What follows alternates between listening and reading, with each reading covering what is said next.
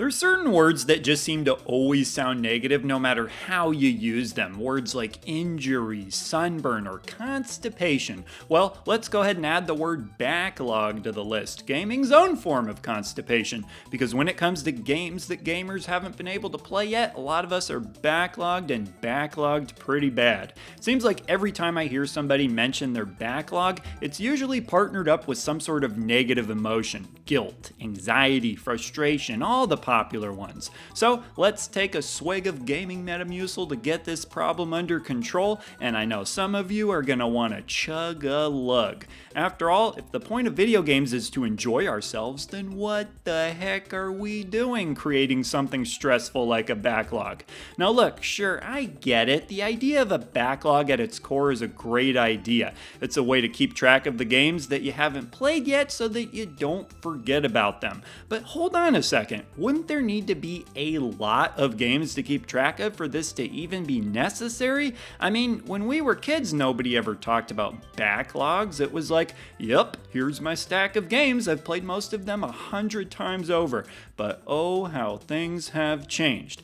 Now, not only do we have unlimited access to numerous games, but likely multiple consoles, each with their own library of games, which leads me to believe that the problem of backlogs may just be a result of either over-collecting and or unrealistic expectations. I'm definitely not here to say how much somebody should or shouldn't be collecting, I'm not that bold, but I will say this, if you have a ton of games, you gotta take an honest look at how much of it you can realistically play. I mean, saying I'll get to it eventually only goes so far, and especially if you keep adding to the pile. I've seen backlogs that read like some sort of phone directory. In fact, I bet if you did the math of what it would take to finish certain backlogs, you'd end way past the other side of your life expectancy, even with the cushion of just assuming that every minute of your free time is spent playing games. And sure, some of you may plan on taking your games with you to the grave, but I wouldn't necessarily be optimistic you'll be able to play them there.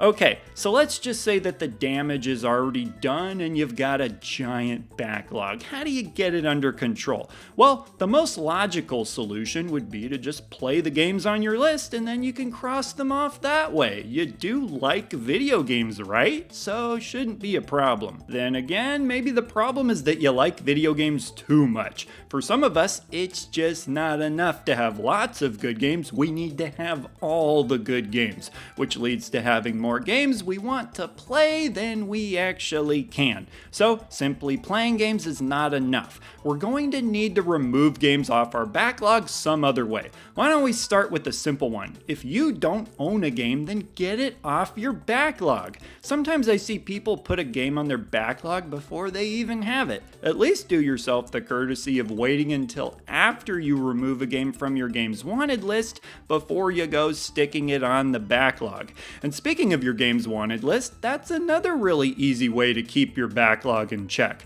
The less games you have, the less games you have to put on a backlog. Think of it as dealing with a problem by cutting off the source. For example, if I were to say, there's way too many bananas in my kitchen, I can't eat all of these, the obvious solution would be to not buy so many bananas to begin with. And by the way, there's no such thing as too many bananas in my home. Any banana in my kitchen can consider itself a goner. Another way that you can take a game off your list is by taking it off your list. As much as I believe that you should only own games if you plan to play them, I'm well aware that this is just not realistic for some people whose collections have reached a certain size. I think there's a lot of merit in identifying that a certain chunk of your games you'll never get around to playing and being both accepting and comfortable with that. I mean, the alternative is to not accept it and constantly be in denial of the reality that you can't. I suppose you could also just keep the games on your backlog and be comfortable with the fact you'll never play everything on your backlog. It just depends what your preference is. If you're not sure what your preference is, you could always do a little test to find out. Simply cross some games off of your backlog list and see how it feels. Who knows, you may just like it more than you think. Give it some time to sink in and see how it goes. Worst case scenario, you could always just add the games back on at some point too. Remember, your backlog isn't some sort of binding contract, it's something that you created. You gotta take control, you can't just allow it to linger around and torment you. Okay, so you know how I said that I wasn't comfortable telling people how many games they should have? Well, I am comfortable in saying that some people, key emphasis on the word some, probably would benefit from parting with some, again, key emphasis on the word some, of their games. And maybe you don't want to sell them, I can understand that, but let's just put it this way. These games are popular and I'm sure you could find a good home for them. Yep, here I am yet again advocating for consolidation. What can I say? Nobody ever talks about it and I think it's highly underrated. I don't think 2 or 3 months have ever gone by without me parting ways with at least a game or two. The goal would be that if more people sell some of their games, there'll be more supply, which will help cut down prices at least a little bit. More people get to buy the games they want for cheaper, and more people get to enjoy their newly downsized collections without the burden of trying to manage a collection that's more than they can handle. Again, I'm not saying it's for everybody, but it might be for some people, and it's by far one of the easiest ways to get games off your backlog.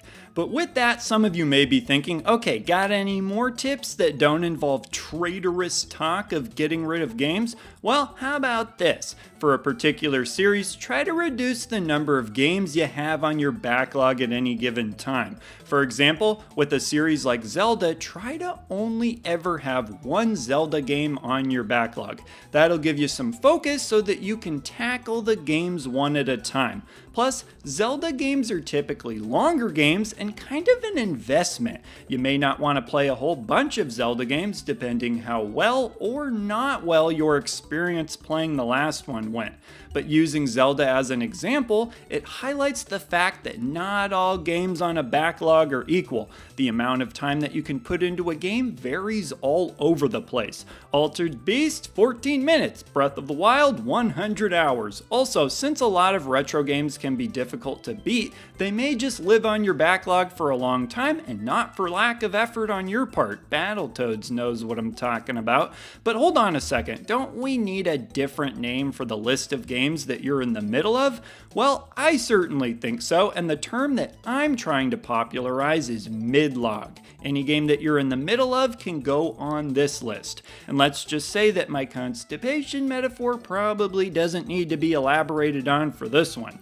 A midlog could be used for shorter games that you haven't finished due to difficulty, or longer games that you just haven't made it all the way through yet. What I find interesting is that certain games are kind of just on a midlog forever due to the nature of how replayable they are. For example, a game like Ikaruga is never truly finished. You can always play better and try to chase your high scores. Some games just aren't meant to be crossed off a list and forgotten. And really, why would that be the way you'd want to think about any video game? If you're crossing something off a list and feeling a sense of relief, how is that a good hobby? That's the type of feeling that should be reserved for stuff you don't want to do. At its best, a backlog should be a list of games that you're looking forward to playing that can be played at your own leisure. And perhaps for a lot of you it is. But I know for many gamers it's veered into the territory of feeling like homework, and that's not good for the health of your hobby. So hopefully some of my tips can be useful, or perhaps just taking a moment to step back and reevaluate things will give you a better mindset going forward. Whatever the case may be, I really want all of you to be able to enjoy your games to the fullest. Seriously, if you're ever playing video games and enjoying it, think of me doing this. Because your enjoyment is so important to me, I will never stop thinking of ways that I can talk about video games that will potentially help us all enjoy this wonderful hobby even more than we already do. With all that being said, for this video's question, I'd love to hear what your personal relationship with your backlog is like. Perhaps some of you don't even have one. Whatever your thoughts may be, I'd love to hear them. So leave a comment down below, and I will see ya in the next video. He's the retro bird, yeah. And he's talking about me.